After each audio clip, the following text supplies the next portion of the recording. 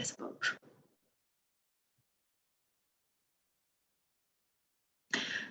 Well, if you really ask, I think I mentioned before, a huge part of it was that I really wanted something different. I really needed permission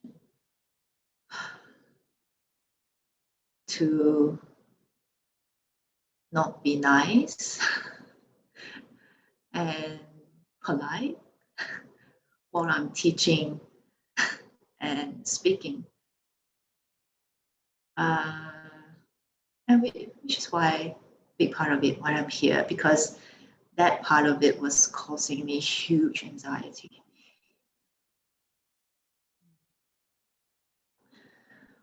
So yeah, if there's anything to share, that's probably that part. Even though I think in the past I was just thinking of it as I needed to deal with my anxiety, but I didn't have a lot of thought about where the anxiety was coming from. And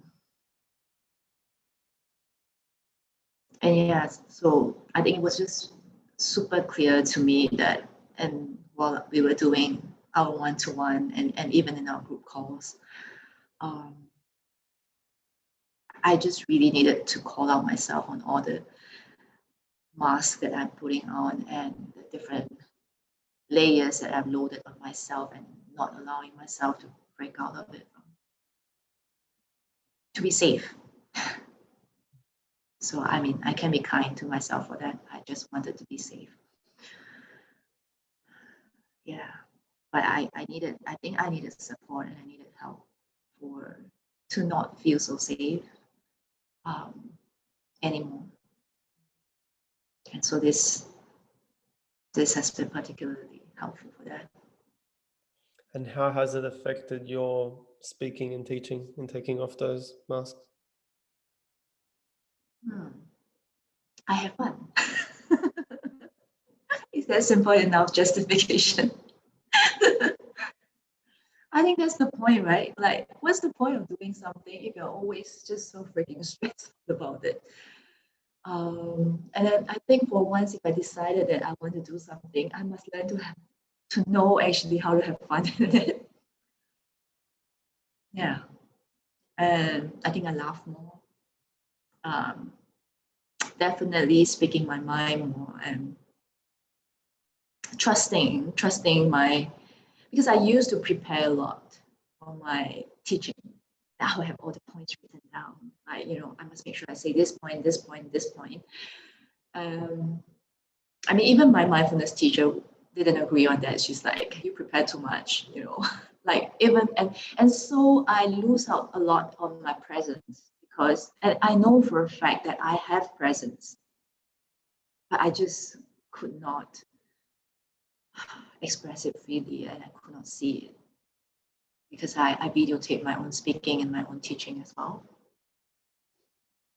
And I was, so frustrated around it.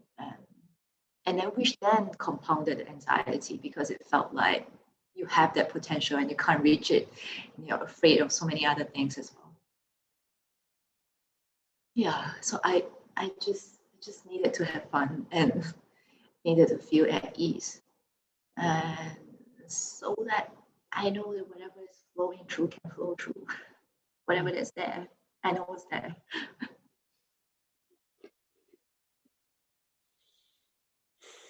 It's really beautiful. Is there anything else you feel inspired to share? Like, I have a few things I could ask you, but I feel Inspired to share.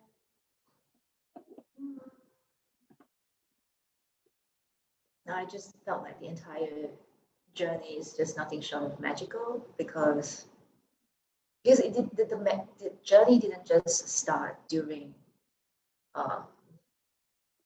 the program, because I felt like everything was linked somewhat, like even just when I met you like 5 or 6 years ago. And I think that permission to flaunt your presence, I can't think of a better word, was actually seated right there when I met you. I mean, it was, I think even then with you and Jeff together, I think that was the magical meeting to just suddenly realize that, wow, that is what presence is. There weren't even words. It was just silence. And for me to finally see what's possible, because over here where I grew up and my upbringing, it's a lot of rationalizing, a lot of words, a lot of thinking. And I spent a huge part of my life trying to make that powerful, making my thinking powerful. When there is this huge thing that is consuming me alive, which is my presence. And yeah, for it to bloom. And to me, this past 6 months has been a continuation of that journey. And it's really great. It's awesome, actually. And just in closing, is there anything, so how has this work affected your life and your business? Like by life, I mean like more so like personal or relationships. So relationships definitely with my daughter, because especially the embodiment part. Because like I mentioned, I was in my head a lot, and I'm habitually in my head a lot. That I'm still an infant in learning embodiment. I think I can admit that to myself. And to realize, as I learned it, to realize that, oh, how great a teacher my daughter is, because she's superb in embodiment. Not so great at the thinking. Well, she's a kid. But I felt like I could feel her so much more now. Or I could love her, or I could interact with her at that basis, on that basis of skin to skin and body with body contact, not having to rationalize things too much.